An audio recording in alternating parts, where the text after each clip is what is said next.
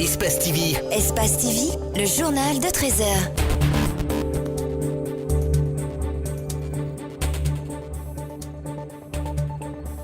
Deux sociétés minières viennent de signer une convention de partenariat avec le ministère des Mines. CDM, Enanshine et Kimbo promettent de travailler dans le strict respect du code minier, notamment le contenu local. Le 23 décembre prochain est la date des élections présidentielles en RDC. Les jeunes ne semblent pas être convaincus par les nombreuses promesses du président sortant au point de se rendre aux urnes le jour des élections.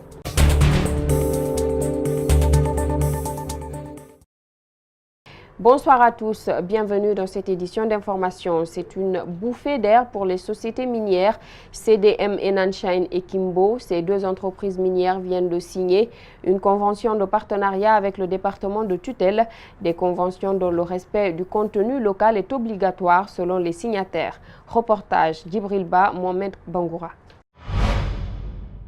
Il a fallu de nombreuses années pour que les responsables de Kimbo et de CDM Enanshine pour obtenir l'accord des autorités pour la transformation de la bauxite en alumine et la construction des infrastructures minières. Cela a été matérialisé par des signatures au ministère des Mines et de la Géologie. Un partenariat stratégique, mais aussi profitable à toutes les parties.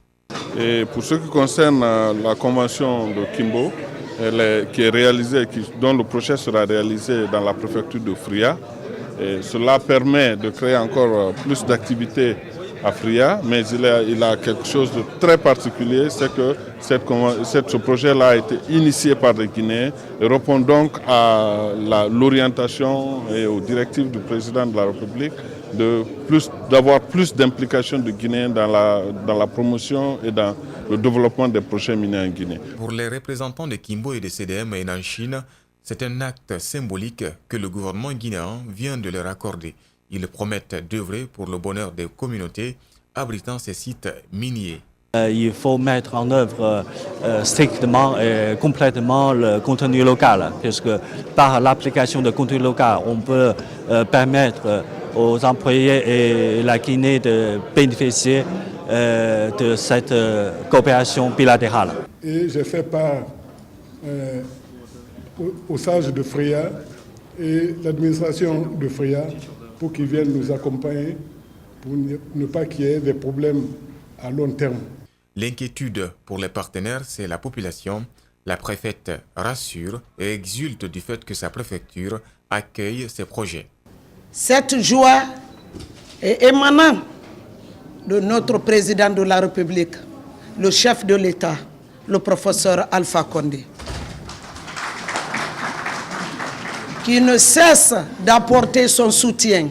La société de bauxite Kimbo, elle, voudrait se lancer dès le 31 février 2019. Les cadres de plusieurs départements ministériels, des directions stratégiques, les partenaires au développement et les acteurs de la société civile réunis autour de la revue annuelle du programme de coopération 2018, la ministre de la Coopération et de l'Intégration africaine a insisté sur les axes stratégiques alignés sur les priorités nationales définies dans le PNDS. Mamadou Sadio Baldé et Ibrahima Sori Souma. L'identification des difficultés et les contraintes rencontrées dans la mise en œuvre et la planification de nouvelles activités au titre de 2019. Les ministères sectoriels largement représentés vont avec les partenaires évoquer les acquis de l'année en cours avant de se projeter sur celle prochaine. L'exercice devra donc permettre, d'une part, de jeter un regard approfondi sur les résultats des activités opérationnelles et financières menées au cours de l'exercice 2018, et de l'autre, d'examiner les projets et plans opérationnels de travail pour l'exercice 2019. Mesdames et messieurs, les agences du système des Nations Unies orientent leurs appuis en fonction de leurs missions spécifiques et des axes, effets et produits définis dans le plan cadre des Nations Unies pour l'aide au développement, UNDAF-PNUAD 2018-2022, lui-même défini sur la base du plan national de développement économique et social, PNDS. Le système des Nations Unies a intervenu sur les secteurs de la santé, de la défense et de la justice. Les organisations de la société dans leur ensemble n'ont pas été oubliées, mais en dépit des actions menées, les perturbations dans l'éducation et la grève spontanée dans les zones minières sont soulignées à juste titre.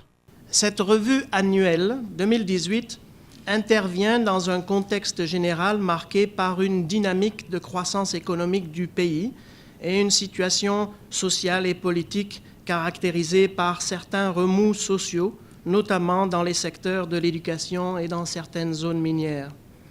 Cette année, c'est également une année transitoire vers le début d'une mise en application concrète des réformes du système des Nations Unies. L'Assemblée nationale, la direction de l'emploi jeune et les représentants de plusieurs directions nationales ont pris part à ces discussions. Attaque à main armée ce lundi dans le quartier de Kisosso. Une famille a été victime d'un braquage. Plusieurs biens ont été emportés, pas de morts, mais des cas de blessures et de dégâts matériels ont été enregistrés. Abdourahmane Ba et Abou Kouria Kourouma. Elle et sa belle-mère ont échappé belle la mort. Des individus armés ont défoncé leurs portes pour voler des biens. Toutes les chambres sont saccagées. Les bandits ont emporté 7 téléphones Android, une somme de 7 millions et plusieurs autres objets de valeur. J'ai ouvert la porte, ils ont rentré, ils m'ont demandé de lui donner l'argent. J'ai dit je n'ai rien. En tremblant, j'ai dit je n'ai rien ici avec moi. Ils m'ont dit de lui donner l'or, qu'il me connaît parce que je suis la femme du patron. J'ai dit je n'ai rien.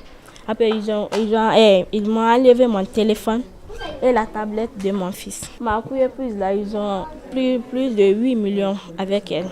Ma belle-mère c'est tout.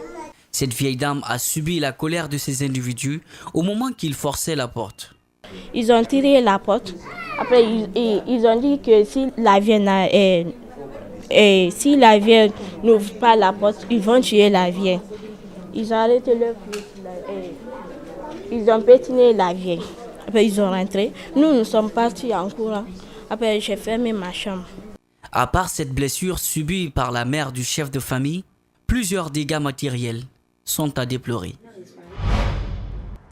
Depuis la relance des activités de l'usine d'alumine de Fria, la ville retrouve bien des couleurs et l'activité économique se porte relativement mieux. Mais à côté, la population est confrontée à la pollution due au rejet de l'alumine et une pénurie d'eau, notamment dans le quartier Sabende. Sur place, les citoyens se plaignent de cette pénurie qui affecte leur quotidien. L'une de nos équipes rentre de Fria. Reportage Mamadou Boy Diallo, Ibrahima Sori Sengsouma. Le quartier Sabende. Près de cette route qui traverse la zone, des bidons visibles un peu partout. Signe qu'ici, les habitants sont confrontés à une pénurie d'eau. Des bidons dans leurs mains, ces enfants viennent s'approvisionner en eau à partir de cette pompe de la SEG, Société des eaux de Guinée. L'endroit ne désemplit pas, surtout à la venue de la moindre goutte d'eau au robinet. Une situation que supporte mal cet habitant.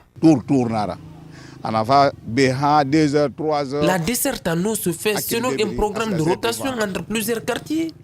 Il faut le dire, le tour de rôle n'est pas respecté. Juste vous dire à quel point nous souffrons ici. Cette pénurie d'eau qui affecte sérieusement le quotidien des habitants du quartier Sabende est loin d'être réglée. Car la SEG, dont les responsables n'ont pas voulu s'exprimer, manque d'investissement sur le réseau de distribution. Alors, de quoi se souvenir de la belle époque où l'eau était abondante? Avant, il y avait de l'eau en abondance à Fria, de jour comme de nuit. Cela rappelle la belle époque.